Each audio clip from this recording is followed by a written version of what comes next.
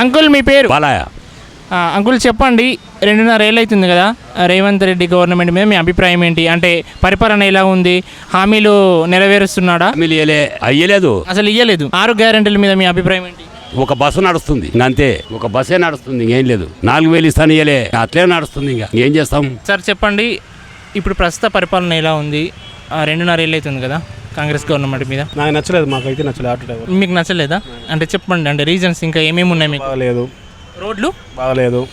ఒకటి మనకి drinking case చేస్తున్నారు. ఇక బిఎన్ రెడ్డి నుంచి అక్కడ సంతోష్ నగర్ 12 కిలోమీటర్లు, 24 వయసులో ఉన్నాయి, లెక్క పెట్టుకోండి.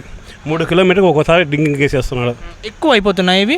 24 వయసులో ఉన్నాయి. ఇక్కడ నుంచి బిఎన్ రెడ్డి నుంచి సంతోష్ నగర్కి 10 కిలోమీటర్లు 24 వయసులు ఉన్నాయి. అంటే కిలోమీటర్కి 2 వయసులు ఉన్నాయి. దాన్ని బట్టి మద్యం వాళ్ళే షాపులు పెడుతున్నారు. ఒక్కొక్క వైన్ షాప్లో చూడండి, ఆ వైన్ షాప్కి వెళ్ళండి ఎంత ఖాళీ ఉంటుందో. వైన్ షాప్ అంటే ఒక లిమిట్గా ఉండాలి. దాన్ని చుట్టూ ఎంతమంది ఒక గొర్రె మందిలా ఉంటారు. మాకు బైక్ అక్కడ పెడితే ఫోటో కొడుతున్నారు. 1200 ఆటో కేసు వేస్తున్నాం. మాకు ఆటో అక్కడ జంపింగ్ వేస్తే ఆ వైన్ షాప్ ముందు ఉన్న ఎన్ని బళ్ళు ఉన్నాయో అన్నీ కరెక్ట్గా ఉండాలి సార్. అంతకుముందు ప్రభుత్వం బాగాలే. అంతకుముందు ప్రభుత్వం ఏంటంటే రైతు బంధు అని అంత భూస్వాములకు ఇచ్చింది. ఈయన వచ్చి మమ్మల్ని పేదోళ్ళని కొడుతున్నాడు. అది అయితే గత ప్రభుత్వంలో ధరణి పోర్టల్, ఇప్పుడు భూభారతి, అంటే ఇందులో ఏమన్నా లోపాలు ఉన్నాయా? ప్రభుత్వం మారినప్పుడల్లా ఇవి కూడా మారుతున్నాయి సార్. ఏదైనా భూస్వామికి పేదోడికి ఏం లేదు. అన్ని ట్యాక్స్లు కడుతున్నాం మేము. ప్రతి పాల ప్యాకెట్కి కానీ అన్ని కొంటున్నాం, అదే ట్యాక్స్ మేము కడుతున్నాం. ఏదైనా డబ్బు ఉన్నోడికి, రైతు 10 ఎకరాల పొలం ఉన్నోడు ఎవడు పేదోడు కాదు. ఇవాళ నాకు భూమి లేదు, ఏం లేదు. నా పిల్లలు ఇద్దరు, ఒకటి ఇంజనీరింగ్ స్టూడెంట్స్, డిగ్రీ స్టూడెంట్స్. ఆడపిల్లలు మహిళ ఉచిత బస్సు పెట్టాడు. మాకు 2 కొడుకులు. ఒక కొడుకు బస్సు పాసు. నాకు ఇవాళ మా అబ్బాయికి ఎంత లేదన్నా బస్సు పాసు తీసుకోవాలి, పెంచారు. నేను ఆటో తోలుతాను, ఆటో గిరాకీలు లేవు. దాకా 40 రూపాయలు గ్యాస్ లేదు, తినడానికి తిండి కూడా లేదు. ప్రభుత్వం ఏం చేయట్లేదు అంటారా మరి? మధ్యతరగతి వాళ్ళకి కావచ్చు, పేదలు వాళ్ళకి. ఏ ప్రభుత్వం పేదలకు ఏం చేయలేదు సార్. కన్ఫర్మ్. ఉచిత పథకాలు ఇస్తున్నారు కదా, అవి హెల్ప్ అవ్వట్లేవా? అంటే ఏ ప్రభుత్వం అయినా సరే ఉచిత పథకాలు, పెన్షన్లు అవ్వచ్చు. సార్ ఉచిత పథకాలు మహిళలకు ఇచ్చారు. ఏ మహిళ లేని వాళ్ళు చెప్పు. ఒక బస్సు ఎక్కువ, ఒక్కొక్క మహిళ మీద 12 లక్షలు బంగారం ఉంటుంది. వాళ్ళ నా కొడుకు ఆటో డ్రైవర్ కొడుకు బస్సు పాస్ తీసుకుని టికెట్ కొంటున్నాడు.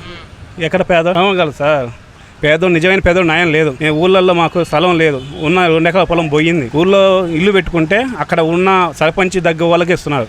మాలాంటి పేదలకు ఇల్లు లేదు. ఇందిరమ్మ ఇల్లులో కూడా అలా చేస్తున్నారా? అంటే ఇందిరమ్మ ఇల్లు నాకు లేదు.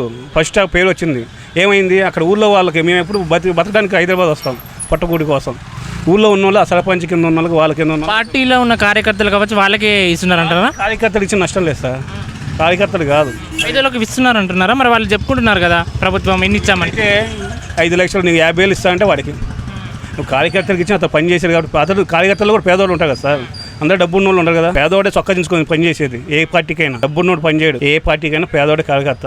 సార్ మరి 6 గ్యారెంటీల మీ అభిప్రాయం ఏంటి? ప్రస్తుత గవర్నమెంట్ మీద మీ అభిప్రాయం ఎలా ఉంది? పరిపాలన గ్యారెంటీలో ఏ గ్యారెంటీ అమలు చేశారో నాకు ఫస్ట్ ఒక్కటి చెప్పండి, నేను చెప్తాను. చెప్పండి, దానికి వివరణ ఇస్తాను.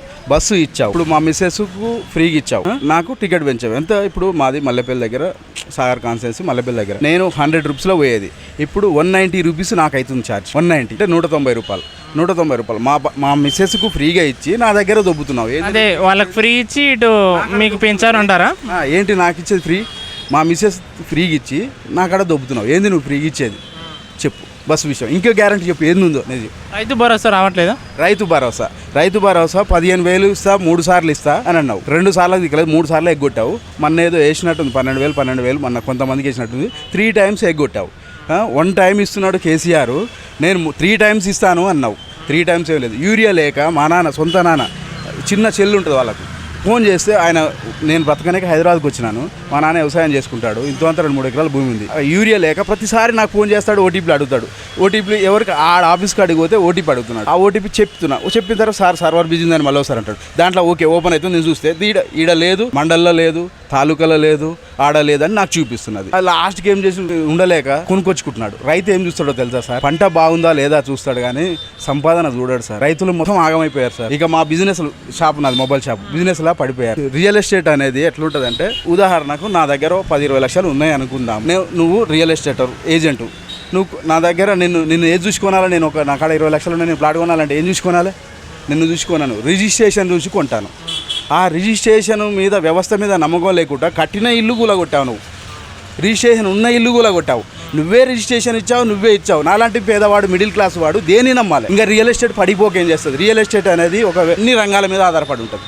అన్ని రంగాల మీద ఇప్పుడు రియల్ ఎస్టేట్ బాగా దెబ్బతింది అంటారా ఇప్పుడు? అసలు రియల్ ఎస్టేట్ జీరో సార్. నేను చెప్పాను కదా, ఫర్ ఎగ్జాంపుల్ నాలాంటోడు 10-20 లక్షలు ఉన్నాయి కొందామని అంటే వ్యవస్థ మీద నమ్మకం లేక బ్రేక్ అయిపోయాను. ఎందుకు? నాకు వ్యవస్థ అంటే ఎవరు? గవర్నమెంట్ అంటే ప్రజలు మేమే. ఆ వ్యవస్థ నడిపేట వాళ్ళు కరెక్ట్ లేరు. ఉన్నది రిజిస్ట్రేషన్ నువ్వే రిజిస్ట్రేషన్ ఇస్తే నువ్వే గులగొట్టి కుంటలు ఉందా చెర్ల ఉందా నాకేం తెలుస్తుంది సార్? నేను రిజిస్ట్రేషన్ చూసే కదా కొనేది. అంటే ఎవరు దొంగ ఫస్ట్? ఇప్పుడు రిజిస్ట్రేషన్ చేసినోడు దొంగ, నేను దొంగ, కొన్నది దొంగ? మీరే చెప్పండి. రిజిస్ట్రేషన్ చేసినోడే కదా దొంగ. అంటే ఎవరు రిజిస్ట్రేషన్ చేసినోడు? గవర్నమెంట్ అంటే ఎవరు? మీరు ప్రభుత్వాలు పాలించే వాళ్ళు, అవునా సార్? ఓవరాల్గా ఈ హైడ్రా మీద ఏమంటారు అంటే ఇది కరెక్ట్గా జరుగుతలేదు అంటారా? హైడ్రా అనేది మంచి డిసిషన్, కానీ సరే హైడ్రా ఉన్న పేదవాళ్ళకు మిడిల్ క్లాస్ వాళ్ళకైనా సరే హైడ్రా ఉన్న వాళ్ళకి లేదా? ఓవైసీ వాళ్ళ మీద ఏం యాక్షన్ తీసుకోవట్లేదు అంటారా? ఒక చూపించి సార్ ఉన్న వాళ్ళది కూలగొట్టారు. ఒక నాగార్జున ఫస్ట్ రాగానే షాంపిల్, తర్వాత ఓవైసీ కానీ ఇంకోలో కానీ మహేందర్ రెడ్డి ఇలా అందరి చర్లలోనే ఉన్నాయి. ఎందుకు? మా రేవంత్ అన్నకు నేనే వేసాను ఓటు. నాది సార్ కాన్సెన్స్. జైవీ రెడ్డికి వేసాను ఓటు. నేను కాంగ్రెస్ చిన్నప్పటి నుంచి కాంగ్రెస్ కొట్టేసి వచ్చాను. కాంగ్రెస్ కేసు ఓటు వేసి బాధపడుతున్నాను సార్. చెప్పు తీసుకొని కొట్టుకుంటున్నా సార్, ముక్కు చెంపలు వేసుకుంటున్నాను. రియల్ సార్, భయపడుతున్నాను సార్. మామూలుగా పాలన కాదు. ఇప్పుడు ఊర్లలకు సెక్యూరిటీ లేకుండా కాంగ్రెస్ వాళ్ళు తిరగలేకపోతున్నారు. ఒక సర్పంచి ఉన్నాడు అనుకో, అతన్ని అడుగుతున్నా ఏం చేయమంటాం? బాబాయ్ కాక ఊళ్ళల్లో ఉంటాం, ముఖం చూసుకుంటుంటే ఏం చేస్తాం? పయనించడానికి ఏమన్నా అప్పు చేసిండు కేసీఆర్. సరే అటు దొంగ అని 10 సార్లు దొంగనన్నావు అనుకో, ఒకసారి 2 సార్లు కొట్టినావు దొంగని. ఊక పదే దొంగని కొట్టుకుంటూ పోతే మనం ఏమంటాడు చెప్పనా చూసేటోడు? నీ అమ్మ ఏం కొడుతున్నారో దొంగని ఒక రోజు కొట్టినావు, 2 రోజులు కొట్టినావు. ఊక దొంగ అంటే అప్పుడు నేను దొంగ అయిపోతా. రియల్ సార్, ఏం పాలన సార్. నాకైతే నాకు కాంగ్రెస్ పిచ్చి. ఇప్పుడు కట్టర్ అని కాదు, నేను కాంగ్రెస్ కోటు వేసుకుంటూ వచ్చిన. కాంగ్రెస్ అంటే మాకు లీడర్స్ వాళ్ళే ఉన్నారు కదా సార్. నల్గొండలో మమ్మల్ని పాలిచ్చింది కాంగ్రెస్ వాళ్ళే. ఇప్పుడు మాకు కాంగ్రెస్ అంటే అంత బాధ అనిపిస్తుంది. అదే ప్రభుత్వ పరిపాలన ఎట్లా ఉంది? ఉన్నవా? ఇంతకుముందు ఏమన్నాడు? అది చేస్తా ఇది చేస్తా ఉన్నవా? అపోజిషన్ ఉన్నప్పుడు ఏమన్నాడు? అపోజిషన్ లో ఉన్నప్పుడు ఏమన్నాడు? అది కాదు, దొంగతనం మొత్తం బయట పెడతాడు. ఏం చేయడు? ఏ ఒక్కటి కూడా చేయకపోయా ఇంతవరకు. 6 గ్యారెంటీలు అన్నాడు కదా మరి. ఏం లేదే. ఉన్నవా? ఈ ముఖ్యమంత్రి ఏమి చేయలే.